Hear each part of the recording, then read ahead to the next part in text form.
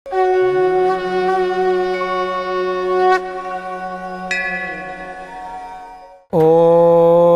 क्रीं महाकाल्ये नमः।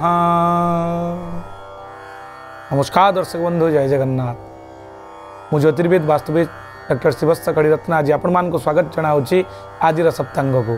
दर्शक बंधु, प्रत्येक दिन भली आम देखुं आज सप्तांग कार्यक्रम जो थे आपण मैंने जानवे आज दिनर कौन रही विशेषत्व, कौन रही गुरुत्व।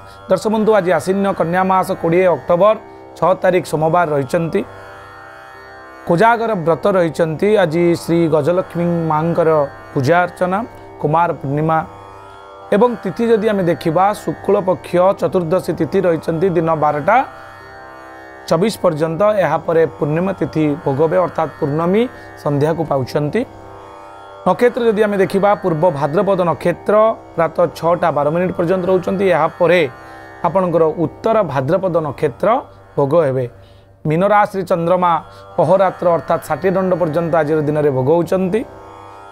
वृद्धि जोग अच्छा, वृष्टिकरण अच्छा। रव्यंश जदि आम देखा दर्शक बंधु 18 अंश 26 कला और 46 विकला पर्यंत आज दिन में जो सूर्यंकर अंशात्मक मान जहाँकि रेकर्ड कर जोगिनी आम यात्रा को जी कि शुभाशुभत्व बहन करी जहाँकि जोगिनींकर एठारे आम सम्मुख जोगिनी विषय जाना। आज जोगिनी पश्चिम दिगरे इंद्राणी रूप से अवस्थान करिथिबारु पश्चिम दिग को यात्रा करंतु नाही।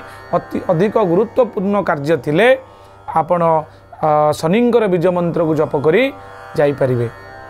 दिन 12:24 पर रामावि रूप से वायव्य कोण रे अर्थात 315 डिग्री रे आपण सम्मुख जोगिनी अवस्थान करिथिबारु उत्तर एवं पश्चिम जहाँकि 315 डिग्री वायव्य कोण को आपण यात्रा करंतु नाही। प्रत्येक दिन किसी ना किसी शुभ मुहूर्त आम चंद्र और शुक्रंकर जहाँकि चंद्र शुक्र बारिणी यही न्याय अनुसार आम किछिटा शुभ मुहूर्त आम बाहर करी। आज दिन में शुभ मुहूर्त रोचंती दिन 8:49 मध्य अर्थात सूर्य उदय ठारू दिन 12:43 रु दिन 3:03 पर्यंत, रात्र 7:51 रु 11:08 पर्यंत एवं आउ एक शुभ मुहूर्त रोचंती जहाँकि 1:38 रु अर्थात शेष मध्यरात्र परे 1:38 रु शेष रात्र 3:14 पर्यंत आपंकर शुभ मुहूर्त रोचंती। ए समय कौन शुभ कार्य आपड़ करें। चंद्रशुद्धि रोचंती वृष, मिथुन, कर्कट, कन्या, तुला, बिछा, मकर और मीन राशि रे। घात चंद्र रोचन दर्शक बंधु धनु राशि पुरुष मानंगर एवं तुला राशि स्त्री मानंगर घात चंद्र। मिथुन राशि आज घात बार रोचंती, तेणु सतर्क रे। राहु काल जहाँकि अशुभ काल साधारणतः आम गणना करी। आज दिन में राहु काल रोचंती दिन 7:09 रु 8:37 पर्यंत। ए समय कौन शुभ कार्य आरंभ करूँ ना। 12 बेला रोचंती दिन 2:28 रु 3:55 पर्यंत एवं कालरात्रि रोचंती रात्र 1:05 रु 2:38 पर्यंत। ए समय कौन शुभ कार्य आपण आरंभ करूँ ना। आज दिन में केते गुड़े खाद्य उपर रेस्ट्रिक्शन करा जायछि आम शरीर को सुस्थ निरामय एवं दीर्घजीवी करने।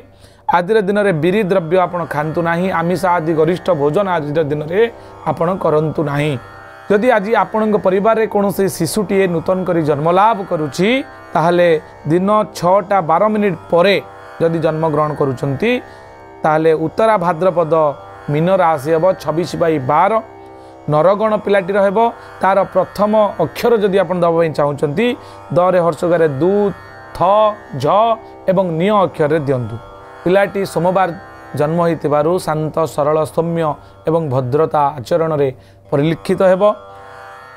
जदि कौनसी कन्यांकर प्रथम करी आज दिन में से ऋतुवती होउचंती तांको पई सर्वसुख दाम्पत्य जीवन रही कौनसी प्रोब्लेम नाही। मृत्ये आज प्रातः 6:12 मध्य एकपाद पुष्कर रोचंती।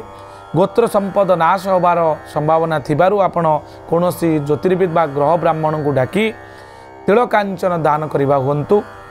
एबे आसंतु जानिबा मेष राशि ठारू मीन राशि पर्यंत कौन रही सम्यक चंद्रकुंडली अनुसार विचार।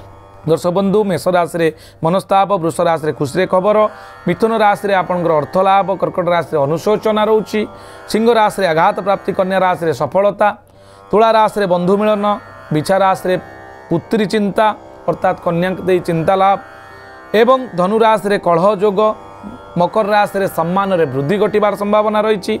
कुंभ राशि रे आपणकर अशांति दूर होवार संभावना रही आज दिन में मीन राशि आपणकर नूतन आय। दर्शक बंधु आज दिन को शुभमंगलप्रद अधिक करने चाहूँते आज सोमवार चंद्रंकर पूजा करंतु एवं महादेवंकर आराधना करंतु निश्चित भाव में आज दिन टी आपण शुभमंगलप्रद हो। आज एतिकी पुणी देखा आसंता काली आज सप्तांग। नमस्कार, जय जगन्नाथ।